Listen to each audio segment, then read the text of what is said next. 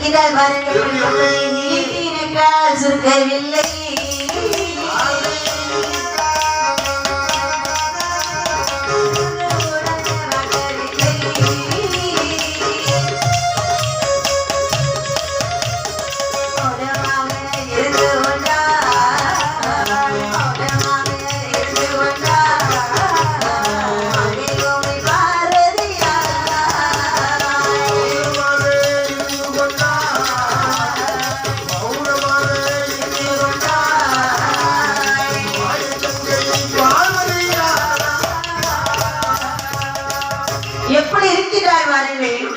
நீட்டினக்கால் சுருக்காமல் பார்க்காமல்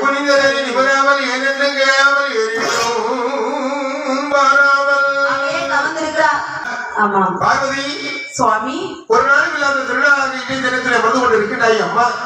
என்ன காரணம், என்ன நடந்தது? சுவாமி தாயே, தாங்கள் படியிழக்கத்தான் சென்றீர்களா? படியிழந்து கொண்டுதான் வருகின்றேன். தாங்கள் படியிழக்க செல்லவில்லை என்று நான் சொல்கின்றேன். இந்த உலகத்தில் உள்ள உயிரினக்கெல்லாம் ஏன் பட்டினி என்பது இல்லாமல் படியிழந்து கொண்டு வந்திருக்கிறேன். சுவாமி யார் யாருக்கெல்லாம் படியிழந்து தெரியுமா?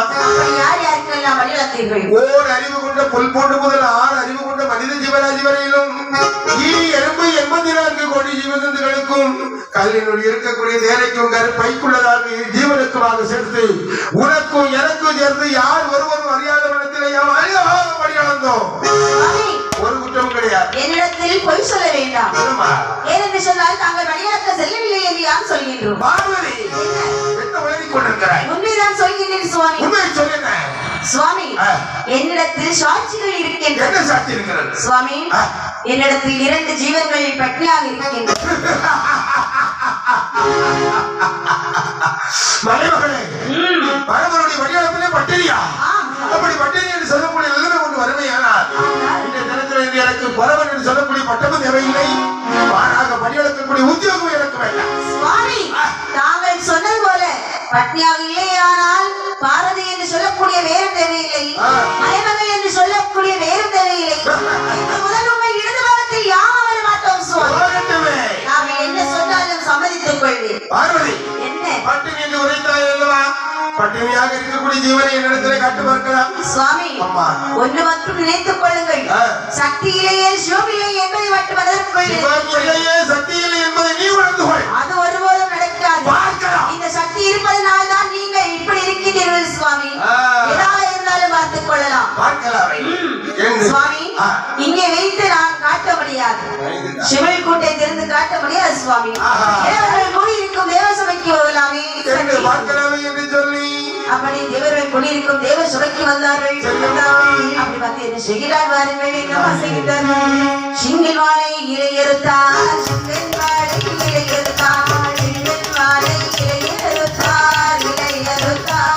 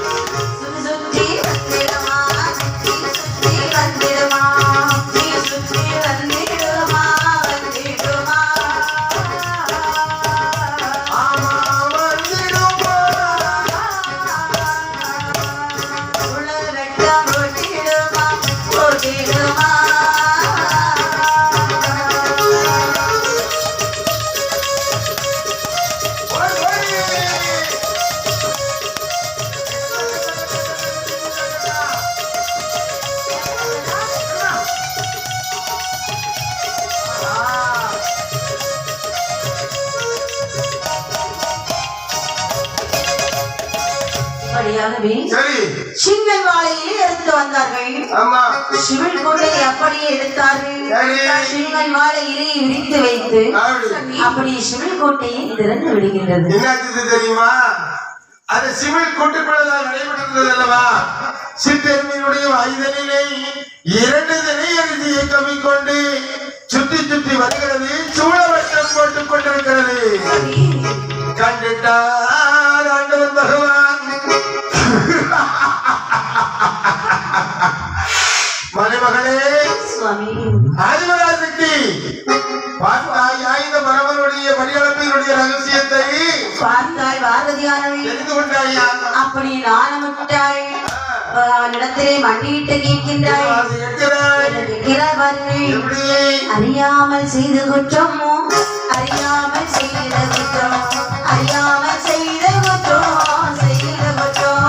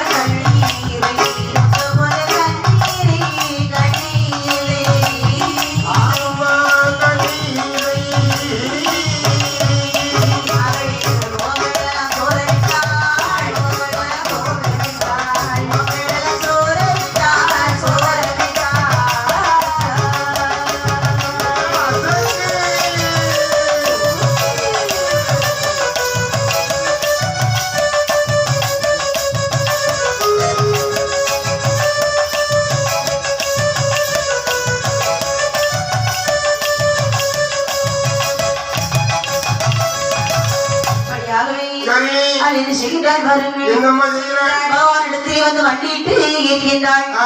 அறியாமல் செய்த குற்றம் ஆதிவரா ஒருக்க வேண்டும், தெரியாமல் செய்த குற்றம் இவராலே ஒருக்க வேண்டுமே. கண்ணீரி முகங்கள் எல்லாம் சோர்விட்டாள். கண்ணீரை பக்கமெல்லாம் சோர்விட்டாளே. இடத்திலே மண்டியிட்டு கேட்கின்றாள். ஏதோ தெரியாமல் உங்கள் மனைவி பார்வதியானவள் தவறு செய்து விட்டேன் பகவானே, மன்னித்து விடுங்கள் நாதா. பரவனை சந்தேகம் கொண்டது மட்டுமல்ல, தேவாதி தேவங்கள் மத்தியில வைத்து நீ சோதனை செய்தாய் அல்லவா? சரி, எதுவாக இருந்தாலும் பரவாயில்லை, என்னை பரிசோதனை செய்தாய் அல்லவா? சோதனையில் நீ தோல்வி கண்டதன் காரணமாக நான் கொடுக்கக்கூடிய சாபத்தை நீ ஏற்றுக்கொண்டே ஆக வேண்டும். மலைமகனை உன்னையே மகளாக அடைய வேண்டும் என்று சொல்லி பக்தன் மானார் நதி வேடிக்கரையிலும் என்று சொல்லி தக்கராஜன் கடுமையான தவத்தை செய்து கொண்டு வருகிறார். அந்தவனுக்கு சென்று நீ பிள்ளையாகவே பிறக்க கடவுது போ. சொன்னது ஒரு வீணா மனிதர் குலத்தில் சென்று பிறந்தேன். தக்க பருவத்திலே மனிதர்கள் அல்லவா இனி திருமணம் அமைத்துக் கொள்வார்கள். உனக்கு 12 வயது வரக்கூடிய தருணத்திலே யாவே காட்சி தந்து உன்னை மாறிமலை சூட்டி இந்த கைலாய மாமலையை அழைத்து வருவது உறுதி. சென்று வா. சிறு குழந்தையாக பாவித்து தக்கராஜன் வேள்வி செய்யும் வேள்விக்கரையிலே கொண்டு விட்டார். செந்தாமரைய மலர்களை குவா குவா என்று ஆசையாளர்கள் அழுது கொண்டிருக்கின்றார். குரல் ஓசையானதை காதலில் கேட்டானே தக்கமகராஜன் என்ன செய்கின்றார்? தவத்தை கேதவன் தவத்தை கழித்தான். கண்களை திறந்தான். குழந்தை எங்க இருக்கு என்று ஏறிட்டு பார்க்கப்பட்ட தருணத்திலே அந்த அள்ளி தடாகத்திலே ஒரு பேழையிலே ஒரு அழகான கை குழந்தை இருப்பதை கண்டார். ஓடோடி வருகிறார். குழந்தையே இல்லாதவன் அல்ல. பாரி கையில் எடுத்து வலது கணத்திலே முத்தம் கொடுத்தான். குழந்தை கையில் எடுத்தான். தன்னுடைய மாளிகையை நோக்கி ஓடோடி வருகிறார். வேதவல்லி, ஆரம்பத்தில் நான் உங்ககிட்ட என்ன சொல்லிட்டு போறேன், கடைசி காலவரையாக இருந்தாலும் சரிதான், ஒரு பெண் பிள்ளையை உன்னோடு சேர்ந்துதான் பெற்றுக் கொண்டு வருவேன் என்று சொன்னேன் அல்லவா? கண்டிப்பா சொன்னீங்க சுவாமி. இப்பொழுது பெண் பிள்ளையை வாங்கி கொண்டு வந்திருக்கிறேன். இப்பொழுது போய் நீ சந்தைக்கு தன்ன தனிமையில் போறாமா? சுவாமி இதோ என்று சொல்லி கை குழந்தை கையில வாங்கினாலவா? சரியா வாங்கினாள். குழந்தையை வாங்கக்கூடிய நேரம் லட்சுமி கடாட்சம் பொறுத்து இருக்கின்றது. பகவானை நோக்கி நாம் பார்வசு செய்தோம். அப்படி என்று சக்கராஜன் குழந்தைக்கு வேறு வேண்டும் எப்படி வேறு செய்கிறார் பாருங்கள். தாட்சாயினி என்று வேறாமா சொல்கிறார்.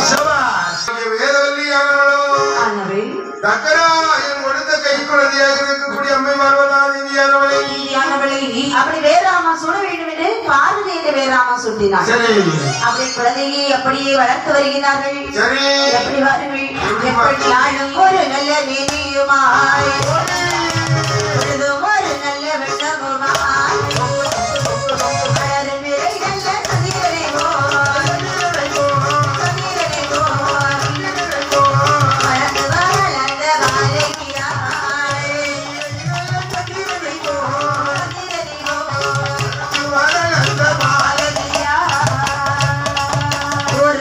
சென்று இரண்டாயி சென்று நான்காயி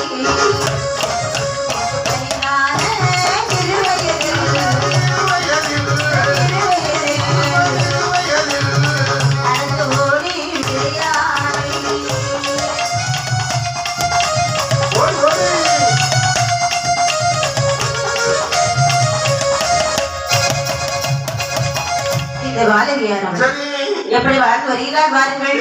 தங்கள் சிறை ஒளிவை வளர்ந்து வருகின்றார். ஆனால் ஒரு வேலையும் பொழுது கொண்டமாக வளர்ப்புரிக்கு வார்த்தார் போல வளர்ப்பெரிய சந்திரன் வளர்வது போலவே இது வாடகையாக இருக்கக்கூடிய தாயா பர்வத தேவியானவள் வயது ஒன்று முடிந்தது ஊர்ந்து விளையாடுகின்றார். 2 வயதில இருந்து மெல்ல அழகா எழுப்புகிறார். 3 வயதிலே முடி இறக்கி காது குத்தி 4 வயதிலே நடந்து ஓடி விளையாடினானே. 5 வயதிலே ஆடை கட்டத்தான் படித்தார். 6 வயதிலே அறிவை கட்டை தான் திறந்தான். இப்படி நல்ல பள்ளி பாடங்கள் எல்லாம் படித்து வரக்கூடிய சமயத்திலே 10 வயதிலே பந்தெடுத்து விளையாடுகின்றாள். 12 வயது ஆகக்கூடிய தருணத்திலே திரு பூப்பெய்தி வீடமைந்த பெண்ணாக மாறுகின்றாள் அம்மை பார்வதா தேவியானவள்.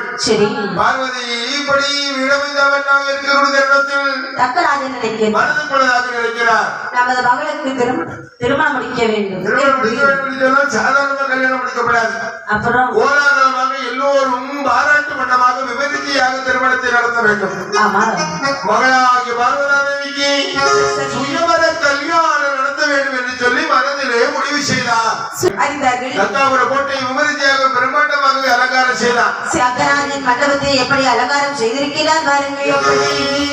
மணி தோணி நிறுத்தி மணவரையே அலங்கரித்தார். மணி தோணி நிறுத்தி மணவரையே அலங்கரித்தார்.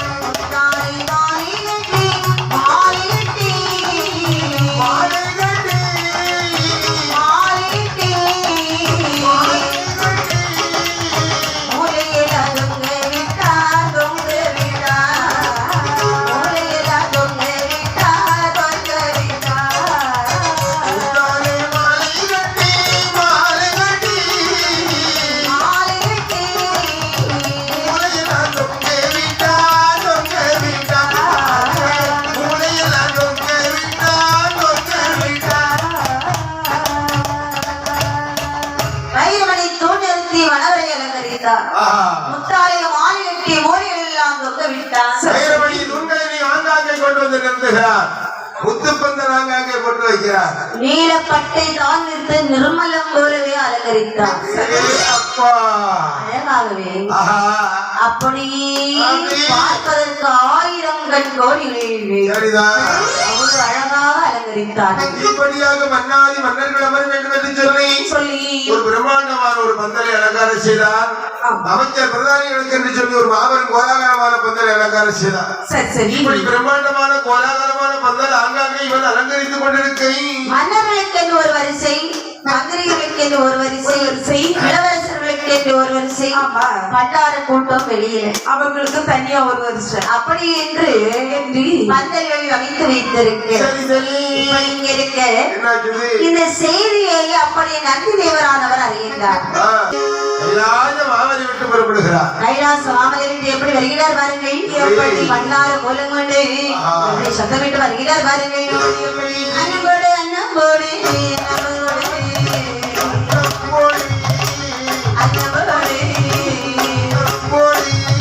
ஆயிழையே அன்னம்போடு